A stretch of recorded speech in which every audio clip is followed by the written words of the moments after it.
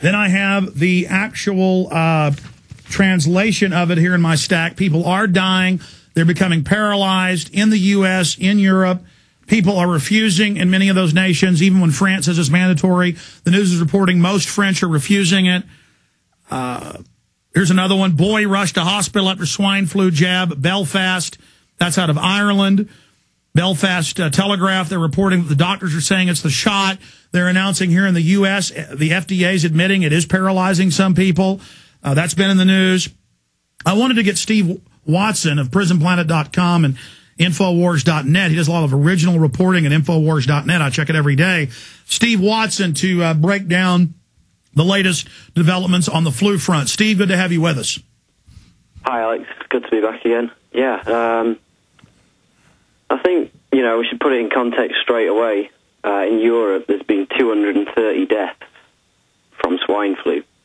That's according to the European Centre for Disease Control. Half of those have been in the UK. So if you compare that to, up to 500,000 deaths worldwide from seasonal flu, kind of puts it into context. But yeah.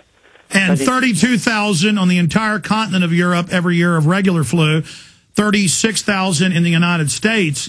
This is an absolute non-event. It is so far, yeah. I mean, as you say, there's been because of this, there's been a pretty big backlash to the vaccine all over Europe. If we begin in France, yesterday, Le Monde, the biggest newspaper in that country, reported the latest poll there. Only 17% of people there are now saying that they intend to get it. It's being rolled out. Obviously, the first people to get it are the health workers and the frontline people, such as police and government health. Well, let me stop you real quick, because people call me and say, you say 70+% in Europe aren't taking it, but then you just mentioned that it's even less than that. I just go off a few of the articles I've seen. Do you have the source in front of you of less than 20% saying they're going to take it? Yeah, it was Le Monde, the French newspaper. It's the biggest newspaper in France. Yeah, Le Monde is the biggest. So that's a headline right there. Did you say 17%? 17%, according to a poll that they reported on in France. Okay, I want you to continue on this line, because I know where you're going. They're creating the Christmas toy phenomenon. Like, oh, there's only so much of this toy, so everyone rushes out and wants to get it. They're doing that here. They're going, people are angry that prisoners are going to get it first because they might spread it the fastest in their confined quarters, and police are getting it first. And then they have these whining women, mainly on local radio, TV, saying, I want it now for me. And they show idiots lined up at the health department on the news this morning begging for, in fact, I sent you guys that clip from CNN. CNN National did a story on Austin with Margot Fraser, the former Harrod sheriff, up there talking about how wonderful it is. And then I heard the local talk show host yesterday morning say, how dare the prisoners be the first to get these? They need to be allowed to get the flu to punish them. So now torture's good.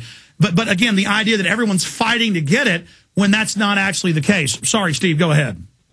No, it's not at all. Because if you compare this, people are not buying it anymore, and it's becoming more and more widespread. If the 17%, if you compare that to 6 weeks ago in France alone, still in France, it was 55% that said they were going to get the shot. Now it's only 17%. So we've done a super job. We have no doubt saved, because these are soft kill weapons. They take sometimes decades to kill you, and that's in their own documents. We have potentially, the listeners of this show, make no mistake, we're the biggest thing out there fighting this, probably millions of lives, Steve. That's got to feel good. Yeah, it's not just us either. There's throughout Europe, there's doctors. France, there's these 9 people that have filed a lawsuit against the government, saying that it's a campaign to poison the population. That may go to court. You've got these people, these health workers involved in it, talk show hosts in France involved in it, and it's all over Europe as well. I mean, if you go to Germany, the numbers there are even lower. it's like 13% saying they're going to get it now, compared to over 50% a few months ago. You've got 60 in this poll that was reported on in the German media, the latest one. It was reported by AP, at the German office of AP. 66% of Germans saying they categorically won't get the shot, and 85% saying that they think the whole thing is completely exaggerated. And obviously that has arisen, particularly in Germany, because of the uproar that's been created by the fact that the Chancellor there and all the ministers, as well as the army, are receiving a different vaccine to the rest of the population. As reported in Spiegel and also Die Welt, two of the biggest publications in Germany.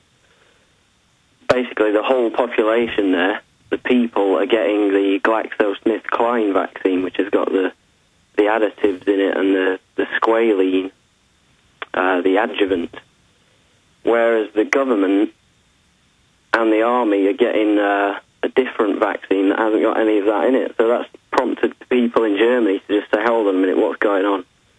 Why have we got this two-tier medical system where the elite are getting a completely different vaccine which doesn't contain any of the additives? Well, Steve Watson, can't people put two and two together when government officials and the army won't take the shot that the public's being given, and they have a special shot for themselves, the supposed green vaccine, especially when there's all these government textbooks about how they want to sterilize us with the vaccines, and then the vaccine insert of all 5 major variants states that it can sterilize you. I mean,